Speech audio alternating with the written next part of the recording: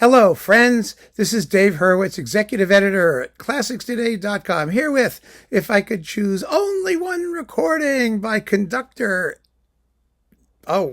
T. It would have to be L-M-F-U-R-S-T-U. It would have to be work U. There you go. That's what we're talking about, because I need to appease the evil god Cankrazans, who wants to destroy all of classical music, but for one work per composer or one recording per conductor. And, we've done 100 and some odd works per composer, and I talked him into doing these talks about artists because it gives us a sneaky way to try and, convince him that there are still great things that he won't hear if he only does one work per composer. And so here we have the conductor, Jean Martinon, one of the great 20th century conductors who specialized in contemporary French music. And so we have to talk about contemporary French music, don't we? We really do. He did some amazing recordings. He was conductor of the Chicago Symphony for a while, where he didn't last very long. Some people like to blame the critic Claudia Cassidy for chasing him out of Chicago. She couldn't stand him. That's true, but the orchestra couldn't stand him either. So, it was a combination of factors. And I, as a critic, I feel I need to strike a blow for my own profession. Claudia Cassidy was an amazing critic. She had an encyclopedic knowledge of the repertoire, great open-mindedness, and she wasn't just a music critic. She was a drama critic and an opera critic and a dance critic. She may have bitten off more than she could comfortably chew, possibly. I mean, you could argue that, but she also was never going to get an even break because she was a woman in a man's world, and she was not considered to be, educated enough by the guys who she worked with in Chicago.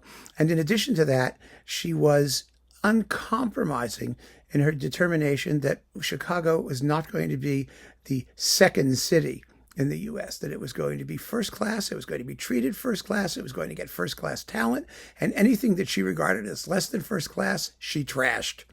And that was her position, and she made no bones about it.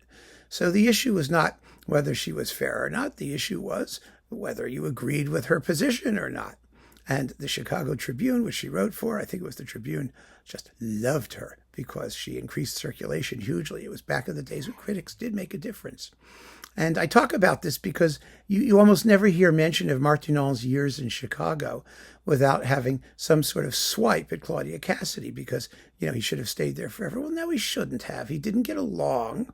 And if he didn't get along, he was right to go, even though he made some amazing recordings, including like a stunning Nielsen Fourth, and there are some live things and whatnot. There was, oh my goodness, a Verez Bartok disc that was incredible with Arcana and Miraculous Mandarin. And of course, his French music, his Ravel and stuff was exquisite. Really a first-class talent. And that is why, having spent all this time talking about Martinon in Chicago, my choice for work U, the one work I would never want to be without, has nothing to do with any of that stuff. It's Roussel's Second Symphony with the, let's see, who's doing this? The Orchestre Nationale de l'ORTF, the Radio and Television Francais people. And, here's the point. Had Martinon not been booted from Chicago, we would not have this. We would not have all of those fabulous recordings he made for EMI and for Erato of contemporary French repertoire, because they only could have been made in France with French orchestras. No one else would be willing to pay for them. Certainly the American labels, RCA was not doing a Roussel symphony cycle, even though they did Bacchus and Ariadne Suite No. 2. That they would do, one little work. But they weren't going to go whole hog into that music. Of course they weren't. You needed to have Martinon back in France working with French forces who did not have to justify doing this music.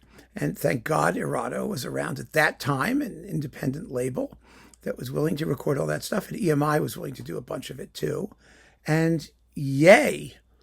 So it all worked out. You see, it all worked out for the best. Now, why is this such an important recording? Well, first of all, Roussel's Second is one of the 20th century's greatest symphonies, one of the greatest of all French symphonies for sure. I mean, just an astonishing masterpiece. Everybody who's come into contact with it, and it's become far more frequently played these days, has said that. I mean, Christoph Eschenbach, oh, I really think it's a masterpiece. Yeah, right, okay, fine, now that he's figured that out, as if the world was waiting for him to say so. He recorded it very well. It really is. It's a masterpiece. It doesn't get played very often because it ends quietly. It's also quite dissonant harmonically. It's a dark work, almost tragic. It really is. It dates from like the 1920s or something in there, after World War I. And Martinon was the perfect person to do it because he was a student of Roussel and he understood the work from the inside out, and his recording is still the version de référence. It has not yet been surpassed. And so there's no question that it has to be this piece with this conductor. And thank God he was able to make this recording. So keep on listening, friends. Thanks so much for joining me. Take care.